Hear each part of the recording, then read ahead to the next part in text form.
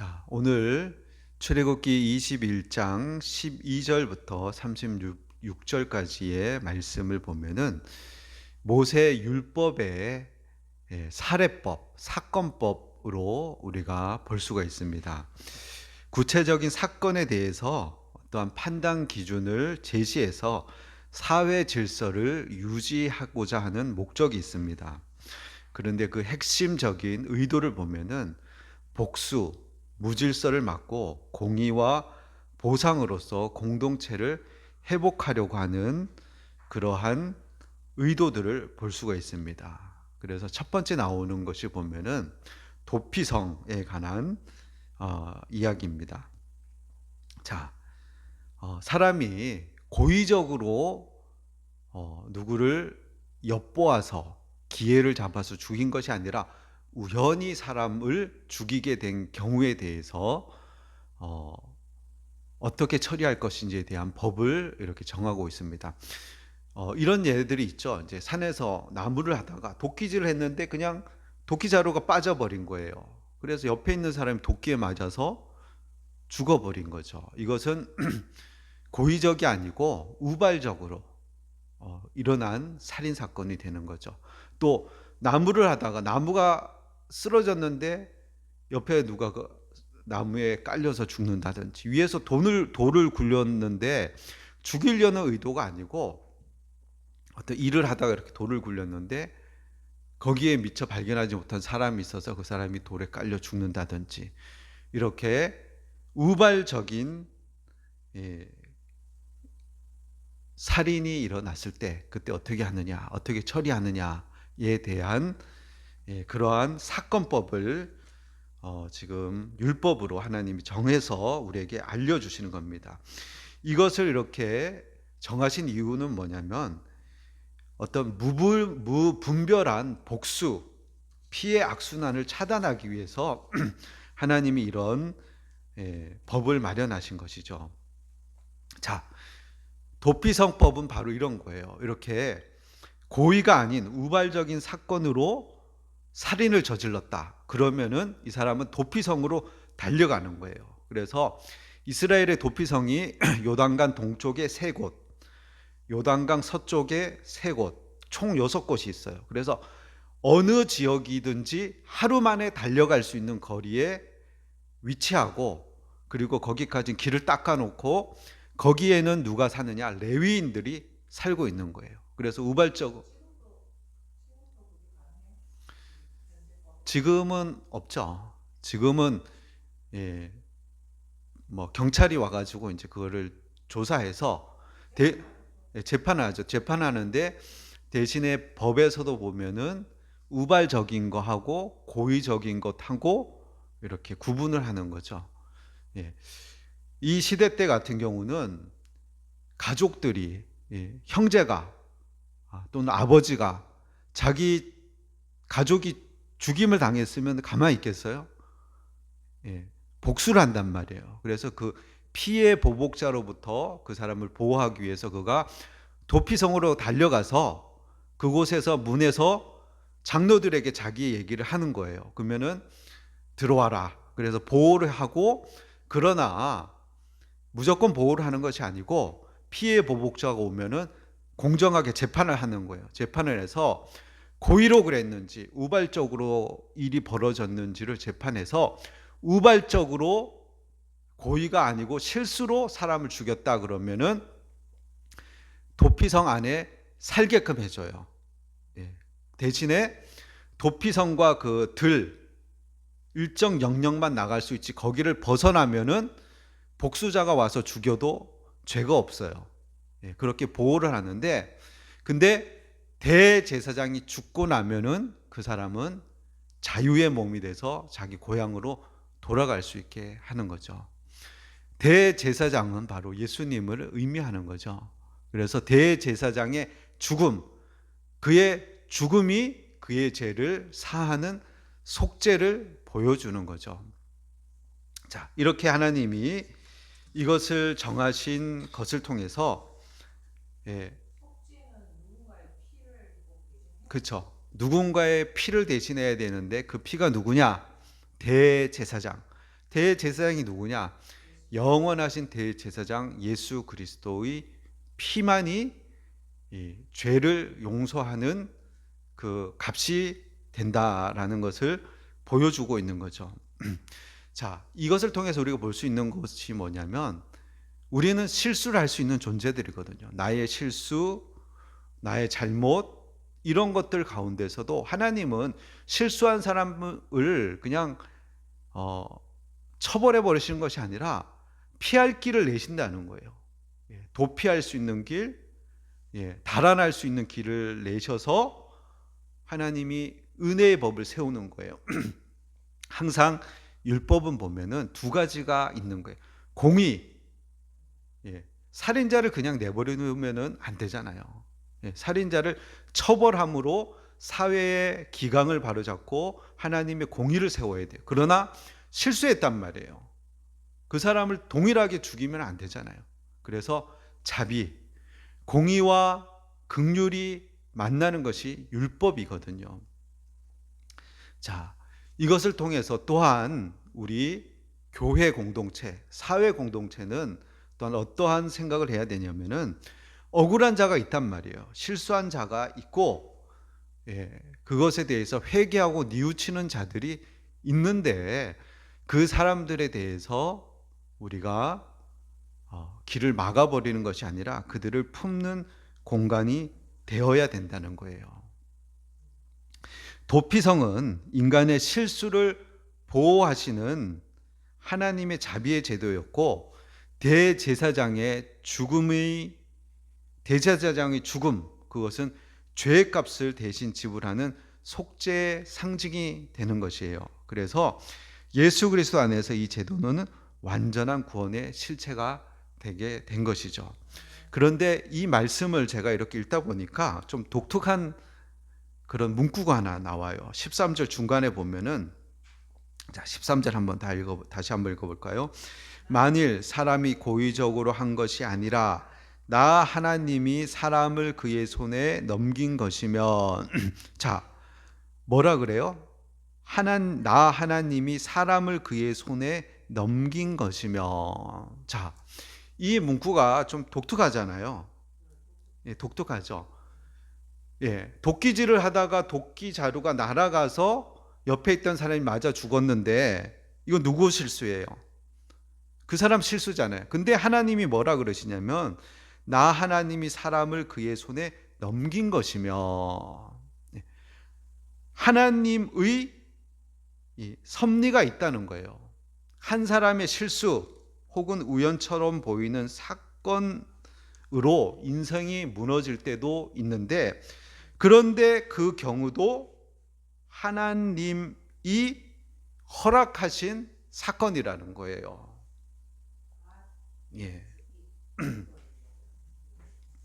자, 보세요. 이 사람 입장에 보면은 자기가 실수를 해가지고 사람을 죽였으면은 도피성으로 달아나서 대제사장이 죽을 때까지는 못 나오는 거예요. 한 사람 인생이 다 망가져 버리는 거죠. 근데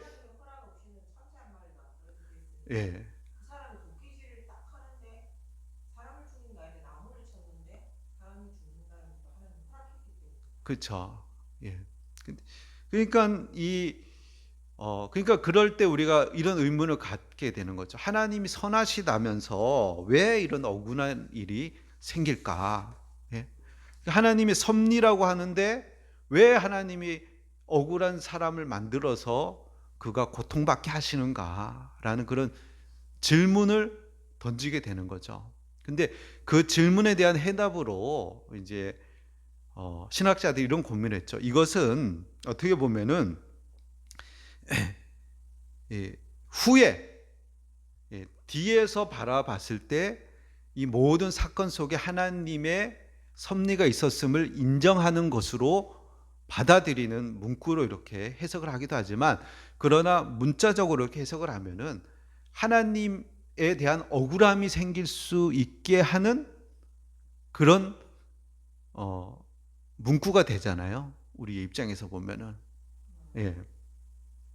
자, 이런 주제는 다른 어떤 요셉이 팔려간 거, 그 다음에 욥이 고난 당하는 것, 뭐 다윗이 사울에게 쫓김을 당하는 것, 여러 가지 고난에 관한 주제와 결국은 연결이 되는 거죠. 예. 자, 그래서 인간의 자유의지와 하나님의 주권이 긴장 관계 속에서 이렇게 공존하는 것을 우리에게 보여주는 거예요. 자,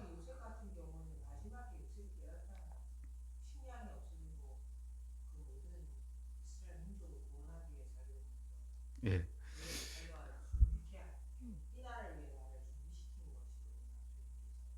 그렇죠. 요셉도 그랬고, 그렇죠. 요셉도 그랬고, 예, 욥도 그랬고, 다윗도 그랬고, 예수님도 그랬고, 예. 그래서 우리가 고난을 받을 때 내가 원치 않은 일로 오해를 받고 상처를 받고 고통을 당하고 괴로움을 당할 때, 예, 그때 그 원인에 대한 이유는 우리가 몰라. 예, 예, 예. 근데 하나님은 그를 위하여 한 곳을 정하리니, 예, 하나님이 피할 길, 회복할 길을 준비하신다는 거예요. 그 고난 가운데 요셉에게도 길을 만들고 피할 길, 도피성은 바로 예수 그리스도의 보호가 있는 길인 거죠. 예수님께로 달려나가는 거죠. 그래서 예수님 보호를 하시는데, 자, 그에 대한 질문이 이제 요한복음 9장 1절에서 3절 말씀에 있죠. 우리 한번 같이 읽어볼까요? 예수께서 길 가실 때 날 때부터 맹인된 사람을 보신지라. 제자들이 물어 이르되 랍비여, 이 사람이 맹인으로 난 것이 누구의 죄로 인함이니까? 자기니까 그의 부모이니까? 예수께서 대답하시되 이 사람이나 그 부모의 죄로 인한 것이 아니라 그에게서 하나님이 하시는 일을 나타내고자 하심이라. 아멘. 자, 지금 시대도 마찬가지만 그 시대 때의 이 생각은 뭐냐면 원인 결과, 이런 신학이거든요. 고난은 반드시 죄의 결과다라는 이 사고가 깔려 있는 거거든요. 그래서 예, 그래서 그 시대 때 사람들은, 또 랍비들이 얘기했던 것들은 태아가 모태에서부터 죄를 지을 수 있다, 이런 생각을 한 거예요. 그래서 그의 죄 때문에, 또는 부모의 죄 때문에, 출애굽기 20장 5절에 보면 아버지의 죄를 자녀에게 갚는다는 말씀을 근거로 해서 이게 문자적으로 이렇게 해석한 결과 그 사람의 죄 또는 부모의 죄 때문에 죄 이꼬르 고난, 이렇게 그런 틀로서 이렇게 바라보면서 그 소경이 이렇게 장님이 된 것이 죄 때문에 그렇다라고 이렇게 묻는 거죠. 그때 예수님이 그 죄책의 그 사고 방식을 끊어버리시는 거예요. 딱. 예. 고난을 통해서도 하나님은 일하신다. 인간의 불행을 단순히 죄의 결과로 해석하지 않으시고 예수님은 하나님의 주권과 섭리를 말씀하시면서 그 가운데 이러한 일이 일어날 수 있다라고 말씀하시는 거예요. 하나님은 인간의 고난을 통해서도 자신의 뜻과 영광을 드러내신다는 사실을 보여주시는 거예요. 예. 바울도 모든 것이 합력하여 선을 이루느니라. 이게 내게 일어나는 고난이 어떨 때는 다른 사람의 유익을 위해서, 다른 사람을 살려내기 위해서, 예수님이 그러셨잖아요. 예수님이 십자가에서 죽으시고 고난당하신 이유는 뭐냐면, 예, 우리를 살리기 위해서 대신 죄값을 우리 대신 치르신 그런 일들이 있으신 거죠. 왜 나에게 이런 일이, 대신에 하나님이 이 일을 통해서 무엇을 하시려는가에다가 초점을 맞춰야 된다는 거예요. 예, 예, 예. 그렇죠. 예수님도 원인, 예, 자, 예수님이 답변해 보면은 이 사람들의 질문이 그거잖아요. 이 사람의 죄 때문입니까? 부모의 죄 때문입니까? 하면은 예수님이 이 사람의 죄 때문이다. 저 부모의 죄 때문이다. 이렇게 원인을 얘기하지 않으시거든요. 원인, 목적, 결국 이 고난을 통해서 나아가는 방향이 어디냐? 목적을 얘기하시는 거거든요. 그래서 우리에게 고난이 오고 어려움이 오고 억울하고 원망스럽고 괴로움에 당했을 때 그 이유, 왜 발단이 그렇게 됐을까에만 집중하지 말고 목적을 향해서 나아가야 된다는 것이에요. 그래서 하나님의 영광은 약함 속에서 드러나는 거예요.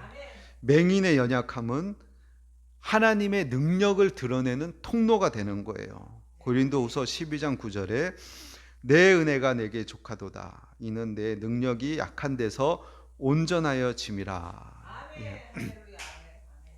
자, 이 사람의 예를 한번 보세요. 우발적인 살인자. 자기가 원치 않았는데, 물론 자기가 부주의해서 그런 일이 일어날 수도 있겠지만은 어떨 때는 조심조심 했는데도 나 때문에 어떤 사람이 죽을 수도 있겠죠. 예. 그렇죠. 예. 그렇죠. 예. 교통사고로 막 교통사고 같은 경우도 갑자기 급발진해 버리면 차에 결함이 있어서 급발진을 해서 사람을 치워 죽게 됐다. 그러면은 이거는 우발적인 게 되잖아요. 예. 그때 우발적인 살인을 한 사람, 나도 원치 않는 고난과 아픔과 괴로움과 억울함과 막 고통이 왔을 때 이 우발적 살인자가 해야 되는 일이 뭐예요? 도피성으로 달아나는 거예요. 예. 왜 이런 일이 벌어졌을까? 왜 그 또 성경 말씀을 근거로 해서 하나님이 사람을 그의 손에 넘긴 것. 왜 하나님이 내게 이런 일이 벌어지게 만들었을까? 하나님에게 원망하고 따지는 것이 아니라 내가 할 수 있는 일, 도피성으로 달아나는 거예요. 예. 예수님 안으로 달아나는 거죠. 가서 보호를 요청하고 그들이 보호해주고, 그리고 집에 못 가잖아요. 기다려야지 어떻게. 예. 자유의 날이 올 때까지 그것을 사모하며 기다리면서 도피성에서 또 다른 삶을 사는 거예요. 거기서 또 뭐 배우자를 만날 수 있으면 배우자를 만나든지, 아니면 거기서 일자리가 있으면 일하면서 기다리는 거죠. 언제까지? 대제사장이 나의 죄를 속죄할 때까지. 그렇게 살아가라는 거예요. 그래서 그거는 어떻게 보면 겸손을 요구하는 거예요, 우리에게.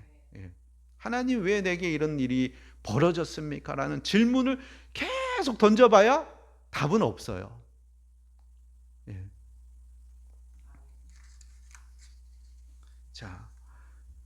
자, 그리고 이제 15절, 17절 읽어봅시다. 15절에서 17까지 읽어봅시다. 자기 아버지나 어머니를 치는 자는 반드시 죽일지니라. 사람을 납치한 자가 그 사람을 팔았든지 자기 수하에 두었든지 그를 반드시 죽일지니라. 자기 아버지나 어머니를 저주하는 자는 반드시 죽일지니라. 자, 부모를 치거나 저주하는 행위에 대해서 강경한 규정을 두시는 거예요. 그리고 가정 질서, 건의에 대해서 하나님이 명확하게 그 기준을 세우는 거예요. 자, 그리고 18절, 19절.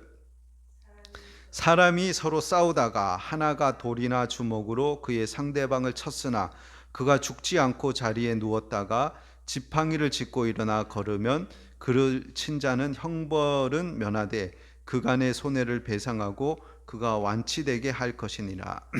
자, 싸움에 관한 규례예요. 두 사람이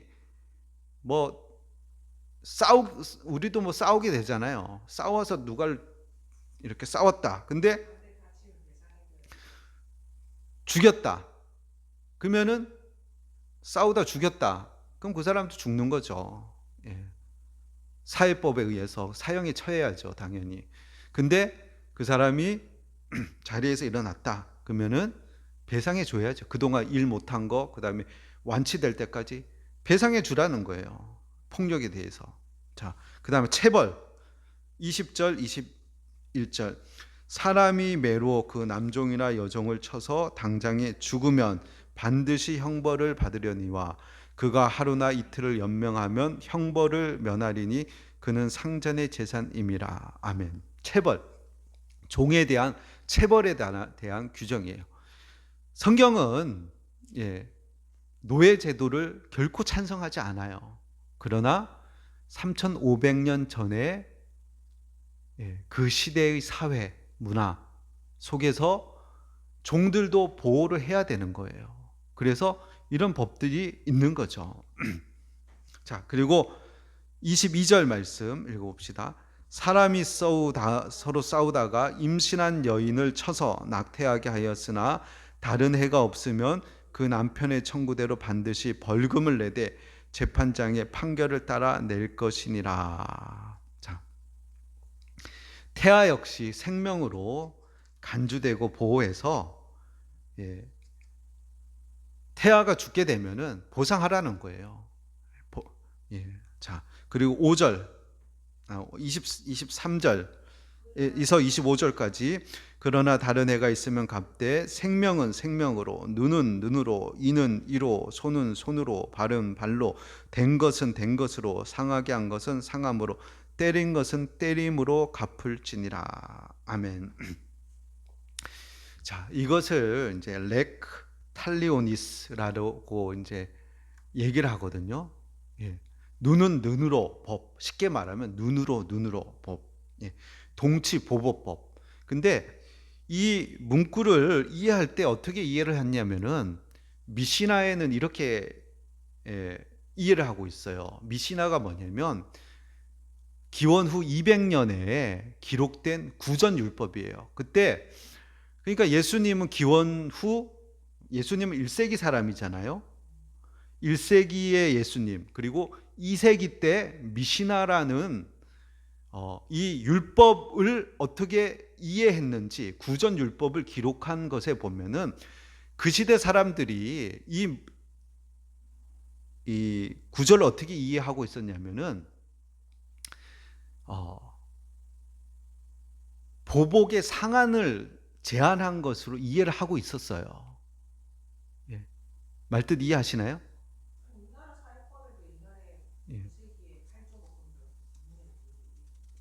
그러니까는 눈을 상하게 하면은 가서 눈을 상하게 하라는 게 아니고, 눈을 상하게 하면 사람은 가서 죽이거나 가족을 전멸시키거나 복수를 하고자 하는 마음이 있단 말이에요. 그래서 그러지 말라는 거예요. 한계를 정하는 거예요.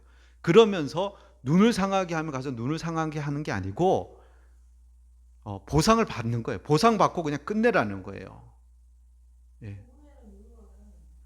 그러니까 그거를 이해할 때, 우리가 이해할 때 율법을 보면서 고대 사람들은 율법에서 지금 말하는 것은 눈 상하게 하면 가서 눈을 상하게 하고, 이를 상하게 하면 이를 상하게 하고,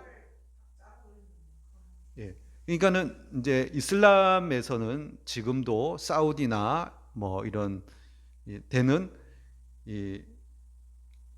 절도하면은 손을 자르죠.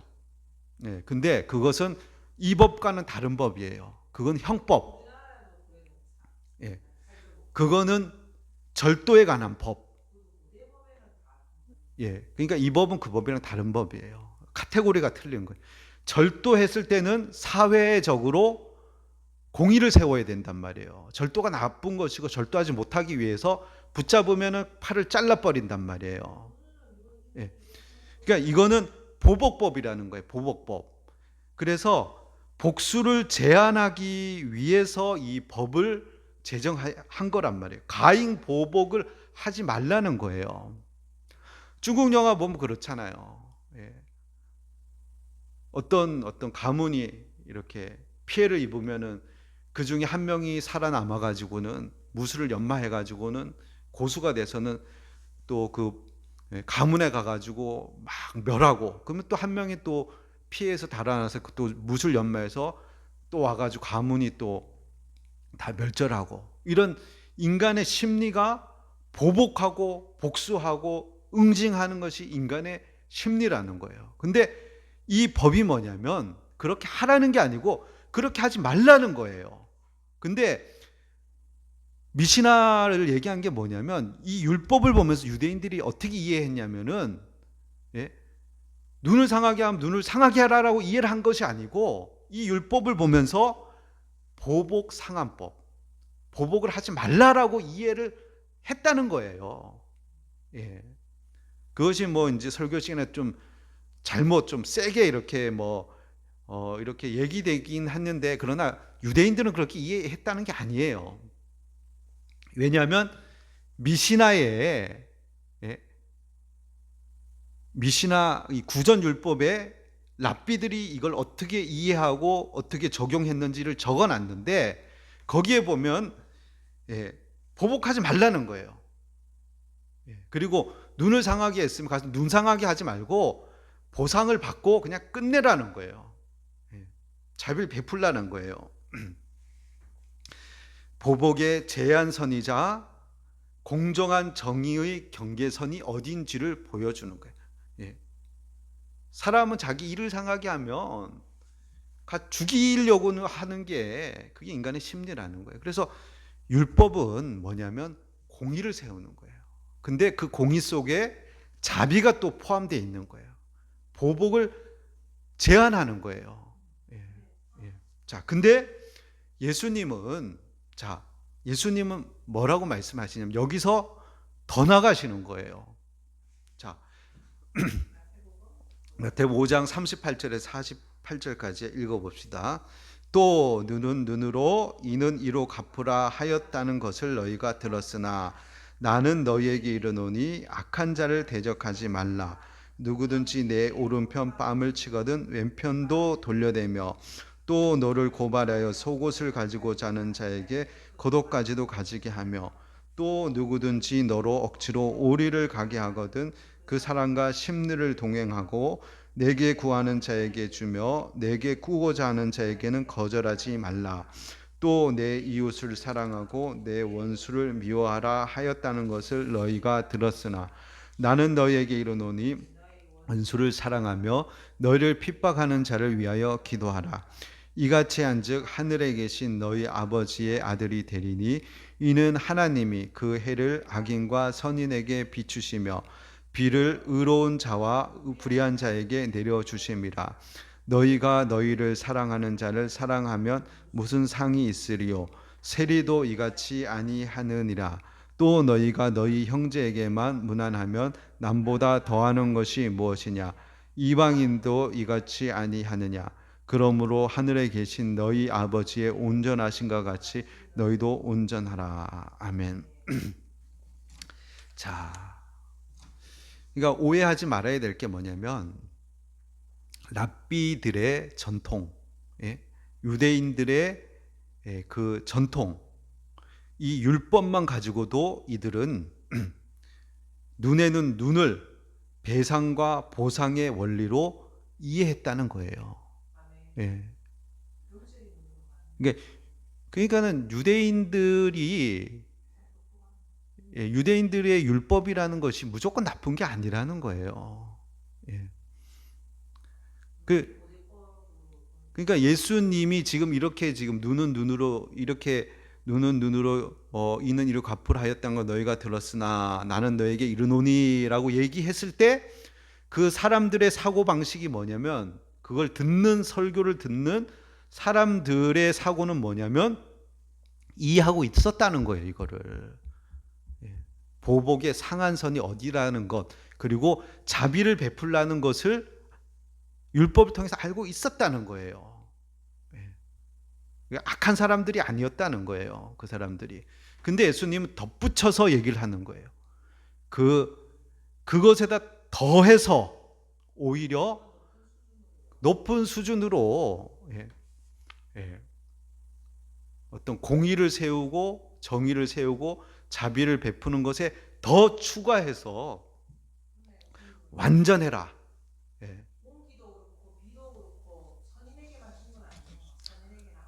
그렇죠. 예.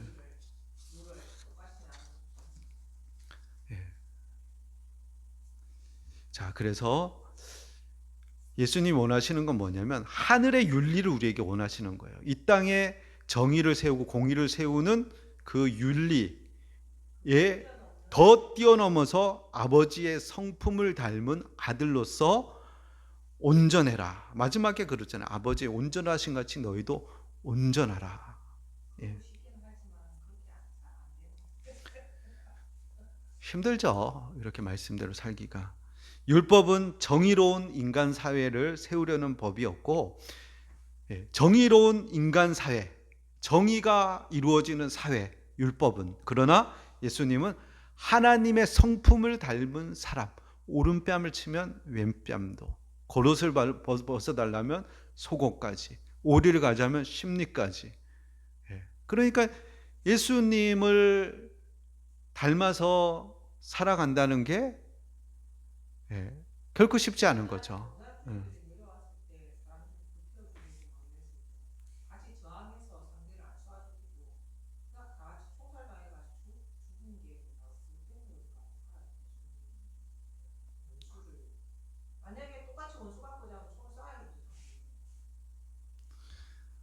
자, 그러면 이제 또 살인하지 말라는 그 계명으로 다시 돌아가서, 나도 하나님의 형상으로 빚어진 사람으로 나를 죽이지 않는 것도 살인하지 않는 것이기 때문에 나를 방어하는 것, 그것도 예, 예, 손영아 목사님, 예,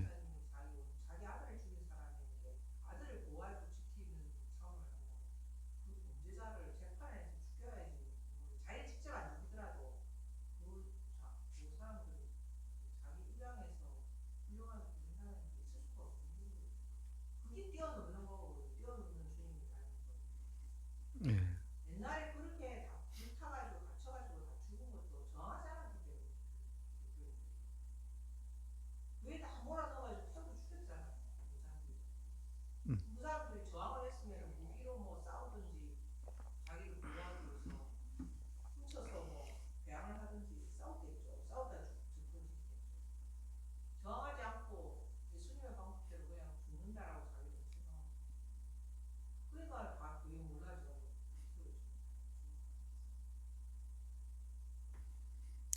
그래요. 자,